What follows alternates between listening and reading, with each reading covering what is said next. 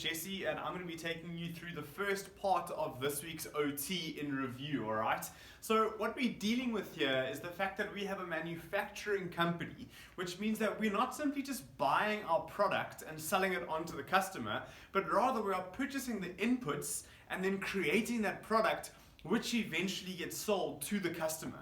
Alright, and so what we're really dealing with here is how do we actually account for these costs of conversion which happen when producing this product.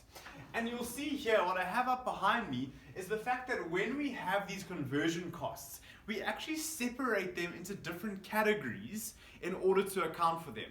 And so the four categories which you'll come across are indirect costs, direct costs, fixed overheads, and variable manufacturing overheads. Now, what's critical to understand here, and this is where Natasha was misunderstanding in the scenario, we cannot simply treat all these costs as one, but rather we must isolate them and treat them separately. Okay? And so the next important thing to understand here, and the principle which really needs to be driven home, is how do we distinguish between allocating fixed and variable overheads. Okay, so the important thing to remember here, and what the principle states, is that for fixed overheads, we have to allocate that based on our normal capacity. Okay, and then when we speak about our variable manufacturing overheads, we're going to allocate those based on our actual production.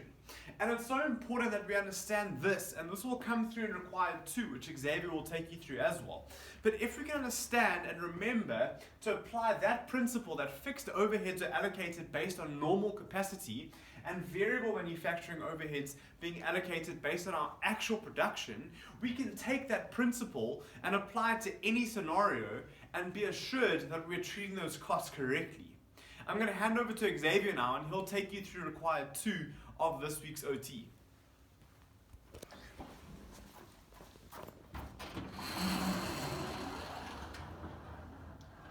Okay, so how's it, guys? Okay, so as Jesse mentioned, right, the most important principle in this instance that was emphasized was, can you actually distinguish between when should I use actual capacity, normal capacity? Does that make sense? Right? So in order, the first one we have over here, we have the factory manager's wage salary. Does that make sense? So because it is a salary over there, it's clearly like the one thing that you should see over here is that it's in salary. It is a fixed expense. Does that make sense? Right? So because it is a fixed expense, we know that, okay, Jesse mentioned it, Jesse emphasized, when we use a fixed expense, fixed manufacturing overhead, we know that we have to use normal capacity. Does that make sense? Right? So also, another important thing over here is that because it's a factory manager, this person is directly related to the conversion of that product. Does that make sense? Right? So therefore, because we have in this instance over here, should we allocate that cost? Yes, we should. Why? Because that factory manager is there. He's busy working, managing the people to get that product, that inputs to a perfect product so that they can sell it. Does that make sense? Right?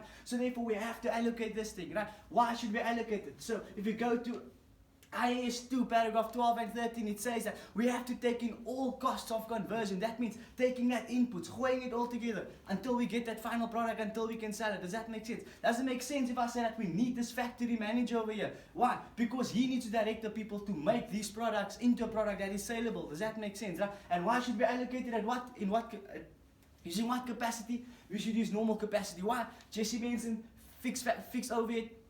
It's a fixed overhead cost. Therefore, what should we do?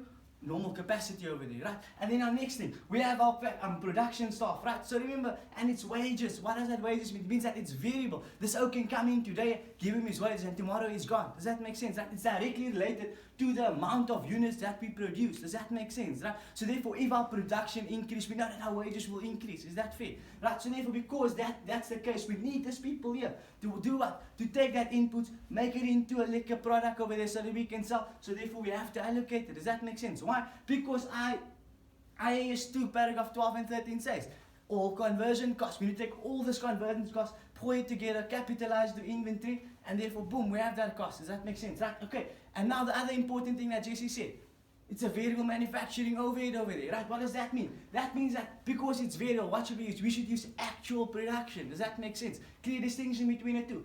Salaries, fixed. Wages, variable. Does that make sense? Right? And now we get to our last one over here, which is saying that sales staff, vehicle depreciation. do we actually need this thing to get it to a place and condition that it needs to be sold? Right? No, we don't. Why not? Because the thing is, it will be already in a place and condition when these people take it in that vehicle and take it to the customer. Does that make sense? So therefore, we don't need this thing to get it to a place and condition where it can be sold. Does that make sense? Also, so do we need to allocate it? No, we don't. Why not? Because IAS 2 paragraph 10 tells us all costs to get it to a place and condition where it can be sold. Does that make sense?